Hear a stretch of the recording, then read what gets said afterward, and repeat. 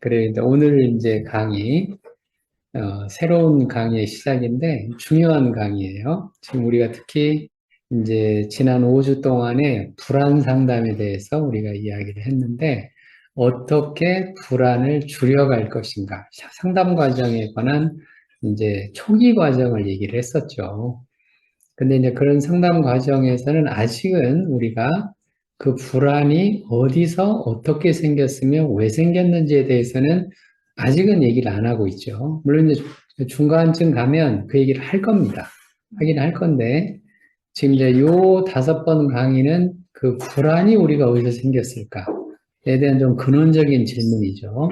우리가 이제 이론들을 살펴보면 분석 전통의 이론들하고 행동 전통의 이론들하고 인본주의 전통의 이론, 상담 이론들은 주로 이제 세 종류로 나눠지잖아요. 아직까지 그 이제 제4의 심리학이라고 부르는 그 뭐 어떤 사람은 자아 초월이라고 하기도 하고 저는 이제 그거를 처음에는 초계인 심리학 이렇게 제가 번역을 했어요. 번역을 했다가 나중에 바꿨습니다. 말이 아무래도 초계인보다 자아 초월하는 사람도 있기는 한데 그래서 다시 생각해 보니까 이게 초인 심리학이구나. 트랜스퍼스널이잖아요. 퍼슨이 사람이잖아요. 초인 심리학이 맞겠다 해서 초인 심리학으로 제가 번역을 정정해서 이제 초인 심리학이라고 제가 얘기를 하는데 그렇게 번역해 놓고 보니까 나중에 텔레비전에서 왜 초인들이 나오잖아요.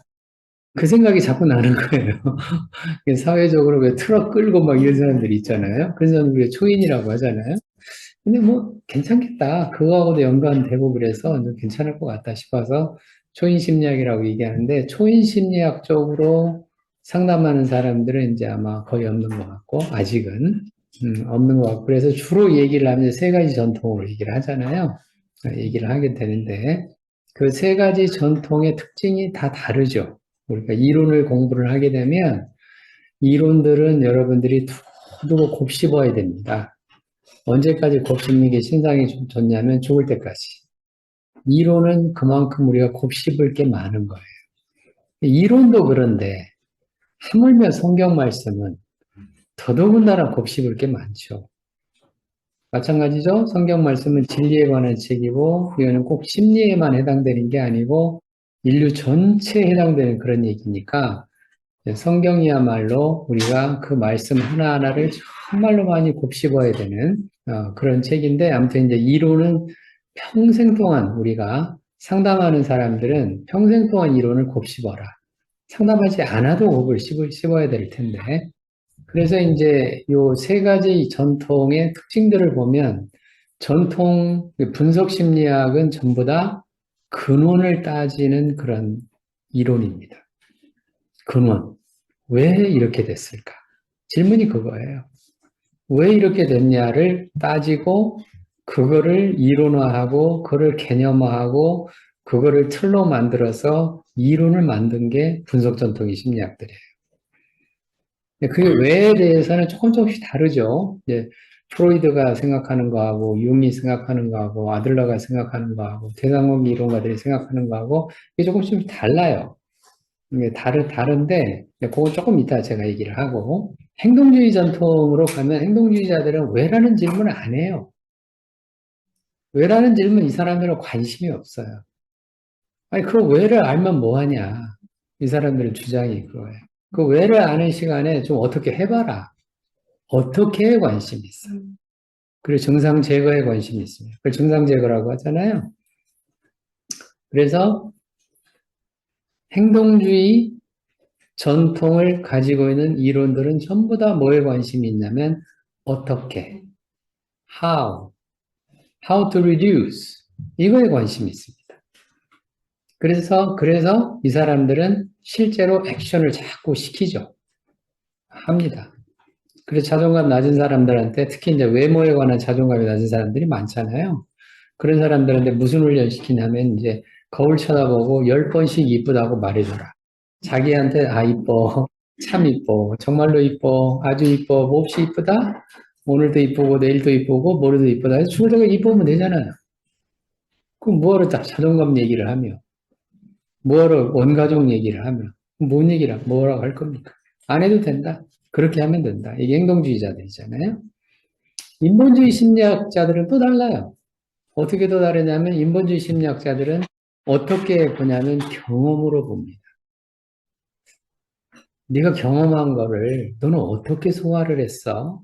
이게 인본주의자들이에요. 그러니까 분석 전통의 이론가들은 전부 다 왜 그랬어? 이게 질문이라면 행동주의 전통가들의 관심사는 뭐냐? 어떻게 할 거야? 이게 관심이라면 인본주의자들은 뭔가 네가 경험했잖아. 그게 뭔 말이야? 이게 이 사람들의 관심사입니다. 다르죠? 그 이론들마다 질문이 달라요. 뭔 뜻인데? 인본주의자. 어떻게 할 건데? 행동주의자. 왜 그랬는데? 분석 전통의 이론가들. 다 다릅니다. 물론 제가 상담할 때는 세 가지를 다 씁니다. 다 쓰기는 해요. 그래도 제가 조금 더 치우쳐 있는 쪽이 어느 쪽이냐면 왜 그랬는데? 이쪽이 조금 더 치우쳐 있어요. 제가 행동적인 것도 하고 제가 소화도 하는 것도 많이 제가 하긴 하는데 이쪽으로 조금 더 많이 치우쳐져 있는 것 같아요. 제 입장을 보면. 자, 그러면 이제 그 왜 그랬는데 차원에서 저는 어떻게 생각하는 사람이냐면 심리학으로만은 부족하다라고 생각하는 사람입니다. 왜 그랬는데? 그래서 제가 지난번에 어떤 얘기들은 탄생 얘기를 강의를 했잖아요. 탄생과 관련된 강의를 했습니다. 안 들은 분도 계시고 들은 분도 계시겠지만 안 들은 분들은 이제 새로 잠깐이라도 들으시고 들으신 분들은 반복 다시 들으면서 또 생각을 해보고 제가 탄생 얘기를 하면서 뭐라고 얘기를 해드렸냐면 프로이드는 불안을 분리불안으로 얘기를 했다라고 했잖아요. 그래서 저는 어떻게 그걸 본다고 얘기 드렸냐 환경 변화로 제가 얘기를 했잖아요. 그러니까 환경이 급속도로 변한다. 이건 아담과 하와를 보면 알 수 있죠. 아담과 하와가 어디 살았는데 에덴 동산에 살다가 이 땅으로 왔잖아요. 환경 변화가 어마무시하잖아요. 그 어마무시하게 환경 변화가 일어난 거를 우리가 단적으로 알 수 있는 게 뭐냐면 사업하던 사람들이 사업이 잘 되다가 사업이 정말 망하고 안 돼서 그야말로 전셋집으로 혹은 뭐 월세집으로 이런 사람들도 있잖아요. 그러니까 쉽게 말해서 이런 사람들 중에 뭐라고 자꾸 얘기하냐면 자기 어린 시절은 너무나 풍족하게 살았는데 자기가 아버지가 뭐 사업이 안 돼가지고 거의 쫓겨나다시피 뭐 빚쟁이에 떠밀려가지고 살았는데 그때는 너무 힘들었다. 그 격차가 엄청 크잖아요. 그거 경제적인 측면이잖아요. 이거는 경제적 측면의 환경 변화인데 그 환경 변화만 해도 우리가 감당하기 어렵잖아요. 근데 지금 에덴 동산에서 이 땅으로 왔으니까 이 환경 변화는 이 경제적 변화하고는 이 어마무시하게 다르잖아요. 그 환경 변화를 제가 얘기를 하면서 엄마의 자궁이 인간이 가지고 있는 환경 중에서 가장 완벽한 환경이라고 얘기해 드렸습니다. 그래서 만약에 인간이 엄마의 자궁을 만들 수 있다.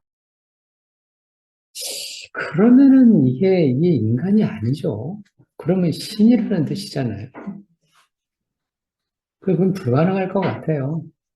그 비슷한 것 중에 하나가 지금 이제 뭐를 하냐면 이제 시험관 아기 해가지고 뭐 인큐베이터 이런 거 하잖아요. 인큐베이터. 이런 거 다 이 하나님이 만들어놓은 자궁을 흉내내는 중이죠.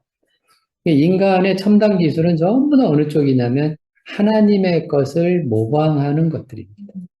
인류의 과학 발전이다, 인류의 그 진보다, 이런 것들은 다 뭐를 따라가는 거냐면 하나님의 기술을 따라가는 거예요. 대표적인 화장품이잖아요. 화장품도 그렇잖아요.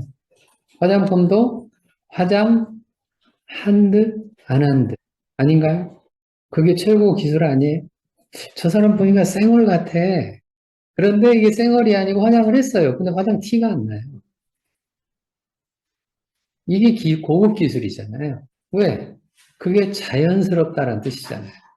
자연스럽다는 거는 자연은 누가 만들어요? 하느님 만들었잖아요. 이게 자연스러운 피부, 자연스러운 얼굴, 자연스러운 모습, 이걸 따라가잖아요.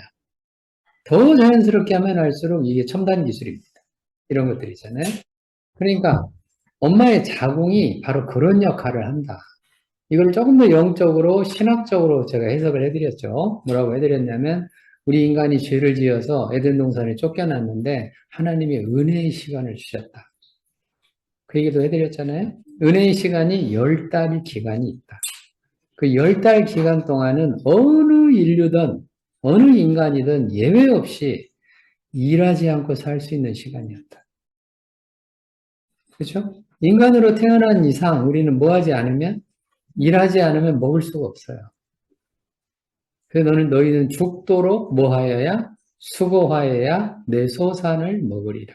그 소산을 먹는 데 끝나는 게 아니라 죽도록 수고하는데 그 땅이 황폐해집니다. 실제로 그렇잖아요.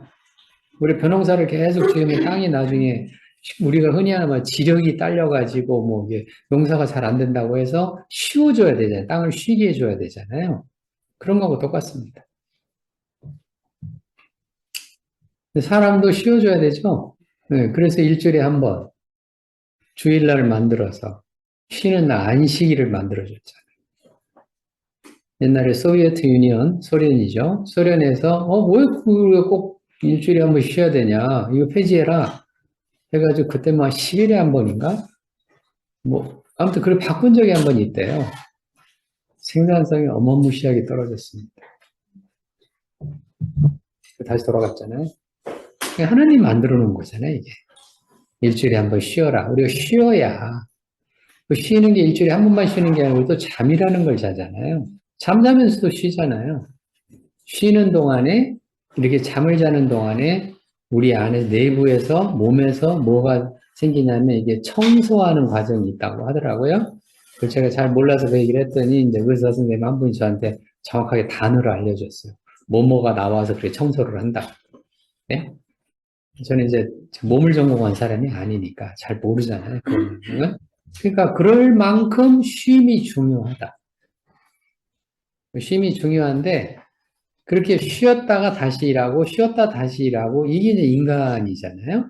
인간인데 우리 하나님께서 쉬지 말고 일해서 먹으라고 했는데 그 쉬는 기간 뭐를 만들어줬다고요?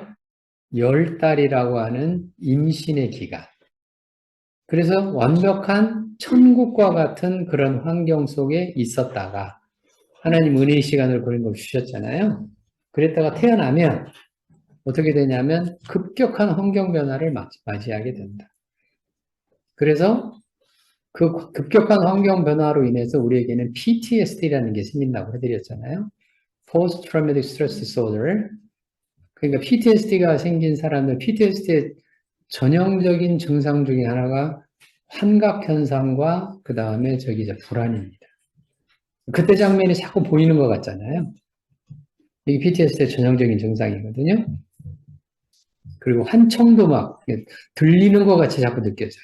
환청, 환각, 그 다음에 극도의 불안. 그래서 이 PTSD 경험한 사람들은 침투적 사고라는 게 있잖아요. 개념에. 그 침투적 사고라는 게 뭐냐면 생각하고 싶지 않은데 자꾸 그 생각이 나요. 그게 이제 침투적 사고라고 하잖아요. penetrating thought이라고 그래서 뚫고 들어온다는 뜻이에요. penetrating이 뚫고 들어온다는 뜻이잖아요. 그래서 극심한 이런 스트레스에 시달리는 거지, 이런 사람들이. 환경 변화죠.